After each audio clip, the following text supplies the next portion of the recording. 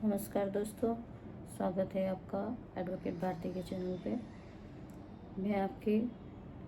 Lawyer आपके लिए बहुत सारी चीज़ें, बहुत सारे प्रावधान, बहुत सारे कानूनी विवाद आपके सामने प्रेजेंट करती रहती हूँ। आज मैं आपके सामने लॉन्ग वीडियो के अंतर्गत जो बैंक के डिफ़ॉल्ट होते हैं उस केस के बारे में कुछ डिस्कस करने वाली हूँ। तो बैंक से डिफ़ॉल्ट पे एफआईआर नहीं होती है, ना ही कोई केस होता है, वहाँ पे आप अपराधी नहीं है। तो इस पेज पे आज मैं आपके सामने बहुत सारी चीज़ें प्रेजेंट करूँगी, बहुत सारी बातें करूँगी, माननीय सुप्रीम कोर्ट के जजमेंट को आपको बताऊँगी और उस जजमेंट के अंतर्गत 420, 406 ये सब जो अपराध है जो कि अभी बीएनएस में एक 316, 318 हो गए हैं, तो उस पर भी आपके ऊपर एफआईआर नहीं होगी, क्योंकि वह सिविल मैटर है, सिविल विवाद है जो कि कोर्ट में चलने लायक है, जिस पर एफआईआर नहीं होती क्योंकि आपने कोई अपराध नहीं किया है।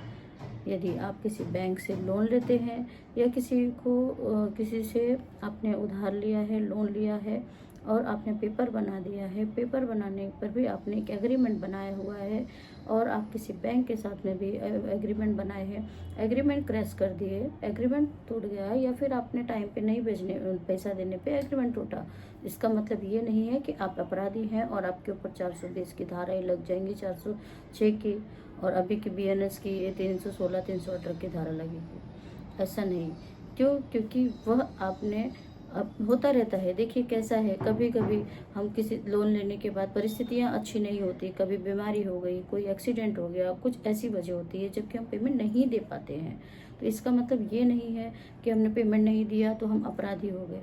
उसके लिए आप खाली वहाँ आपको बैंक से नोटिस आएगी, लीगल नोटिस आएगी, आपको वहाँ के जो एसोसिएट है उनमें से नोटिस भेजेंगे तो आप उसका रिप्लाई कर सकते हैं। अदरवाइज आप उन्हें पहले ही एक नोटिस किसी वकील के थ्रू या हमारे थ्रू या किसी के भी थ्रू आप एक नोटिस बनवा के भेज दीजिए और आप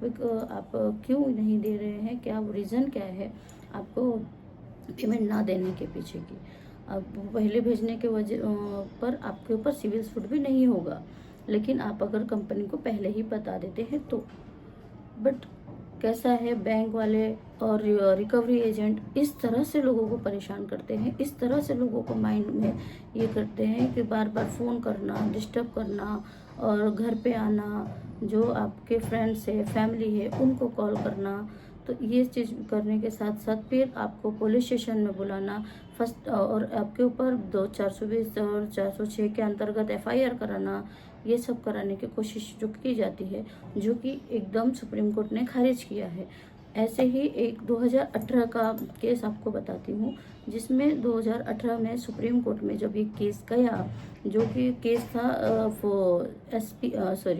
ये केस था 420 और 406 के अंतर्गत एफआईआर हो गई थी उनके ऊपर। सुप्रीम कोर्ट में जब ये केस गया तो ये केस के जो थे,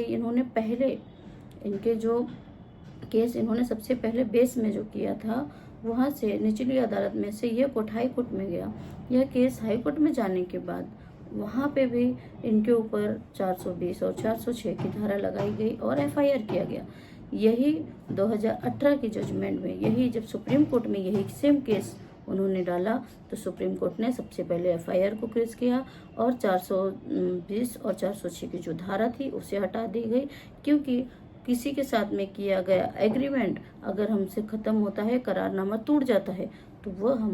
हम अपराधी नहीं होते, हमारे अपराध के अंदर हम उसमें एफआईआर नहीं होती है। और माननीय सुप्रीम कोर्ट ने कहा यह एक सिविल सूट है, सिविल मुकदमा है, सिविल जो कि कानून विवाद में चलता रहेगा, इसके बेस पे हम उसके ऊपर एफआईआर नहीं कर सकते। तो इस तरह से आप किसी भी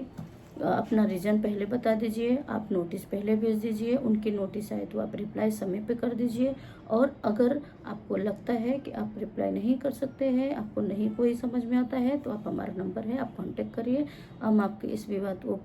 पूरी तरह से सॉल्व करके देंगे। अगर आपको हमारी वीडियो अच्छी लगे, लाइक करें, शेयर करें। Thank you very much.